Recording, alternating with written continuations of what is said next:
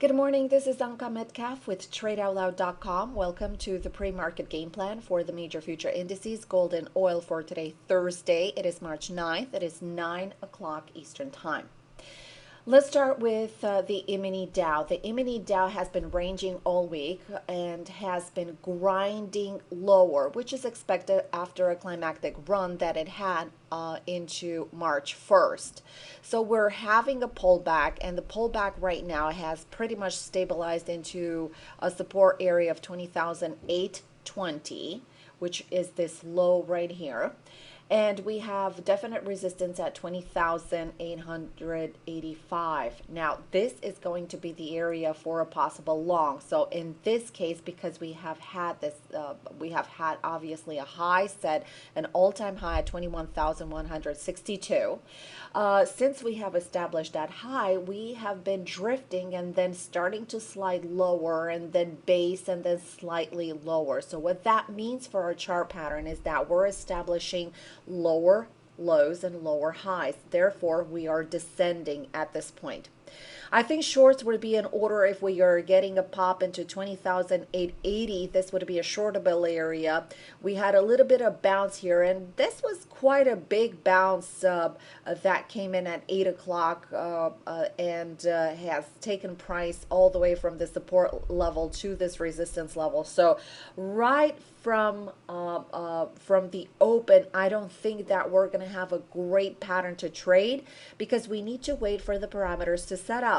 If the price is going to push hard into 20,883, then we can talk about possibly a change in direction at this point and a price continuation higher into these prior clusters at 20,950 area. But until we get that projected price higher, we cannot speak about a continuation to the upside, and then shorting will be in order. So this is the reason why I said that every pop into the 880 area will be seen as shortable. Moving to the S&P 500, we have pretty much the same pattern. We have descending tops and descending bottoms. We pretty much have stabilized at the 2360 area, from which we bounced again today at the same time, 8 o'clock, took the price higher into 2365. Now, if the price is going to stabilize into the 2365 area, then we have a possibility of continuing higher all the way into these prior highs and this prior cluster that has formed throughout the week into 2370. However, if we remain weak at this level, any pop into 2365, 2364 will be seen shortable for a projected target into the 60. Obviously, there is room for a continuation lower, and the lower prices are 2352, 2350, and that's pretty much it because we do have a lot of support at 55 and 50 area. So that's going to be a very, very tough call for the S&P today if relative strength will continue throughout. Nasdaq E-mini 100 is the strongest one, had the most dynamic run to the upside.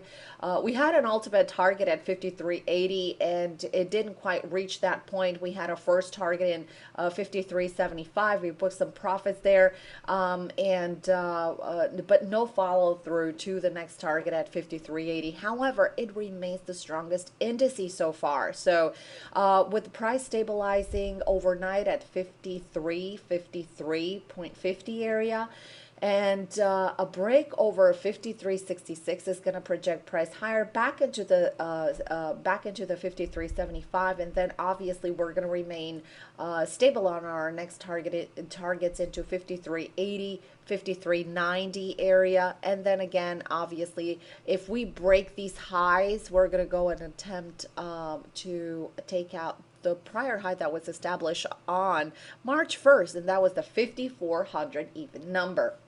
All right, let's take a quick look at the Russell because I don't want to leave the Russell behind. There might be some trading opportunities in the Russell because Russell is weakening and it has a lot of room to continue into 1347. So that is a lot of room to continue lower. For the weak side, we're going to be looking at the Russell.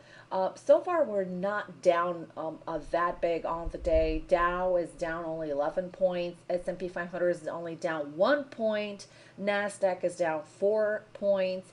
And the Russell is down 0.20. So very, very little on the day. You could see that this green bar that came in at 8 o'clock erased all of the descent that happened in the overnight session from the London session. So if we break above these highs, 1366, we can see price travel higher into the 1370 area, 75 and 80, and these are going to be the targets for this morning.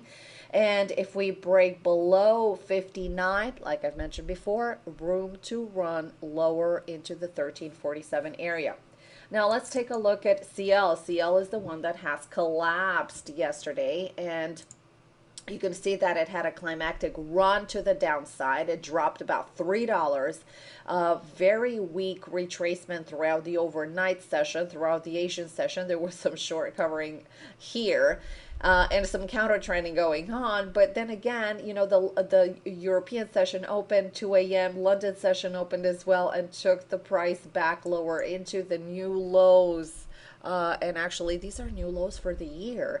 $48.79. Price has stabilized here into the $49 area. A weak bounce is expected into the $50, and I think that we will watch the $50 area for this morning and even for the afternoon. For those of you that trade the afternoon session, look for a short in this area, $50.06. However, keep in mind, I'm going to pull in the daily chart. Keep in mind we have the price that has dropped into prior resistance, which is minor support here, and we also have this ascending 200 moving average, and this is what put the brakes on the descent in oil.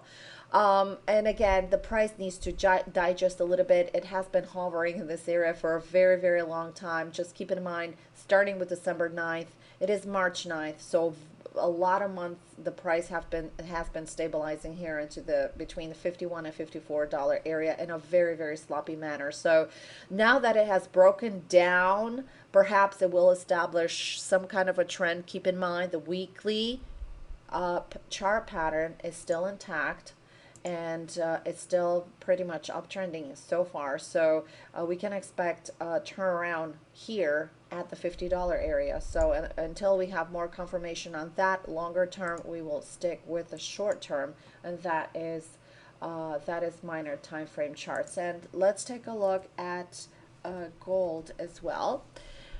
Gold has been descending, has been grinding lower into the 1202 area, and we have discussed that yesterday that the 1200 area is an area of support, and this is why it's getting a little bit of bounce right here into this area. It is the first time that the price is slicing through this 20-period moving average. You can see pretty much it's a super straight line. It's almost acting like a trend line. So the price is, this is the first time when the price is slicing above, getting a little bit below right here at the flurry at 8 o'clock, right at the open, and then right now we have a very, very neutral price action as of right now. If we break these highs of 2008, 2010, we can talk about a reversal in price that can take price higher into the 1415 area and even back into the 1220. This was all for today. Thank you so much for tuning in. Remember that we have a class that will start on the 20th, so we're about a week and a half from now. It is the Power Income Day Trading Futures class. This time we're offering a special and at a definitely very special price.